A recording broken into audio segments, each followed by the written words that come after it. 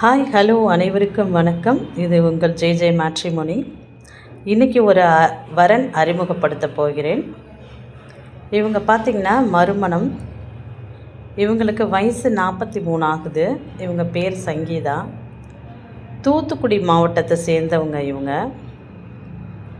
இவங்க பார்த்திங்கன்னா விவாகரத்தானவங்க. இவங்களுக்கு ஒரு பையன் ஒருத்தவங்க இருக்காங்க. சொந்த வீடு இருக்குது. எம்பிபிஎஸ் முடிச்சுட்டு ஓன் கிளினிக் வச்சுருக்காங்க. அதுவும் இல்லாமல் தனியார் மருத்துவமனையில் இவங்க ஒர்க் பண்ணிகிட்ருக்காங்க.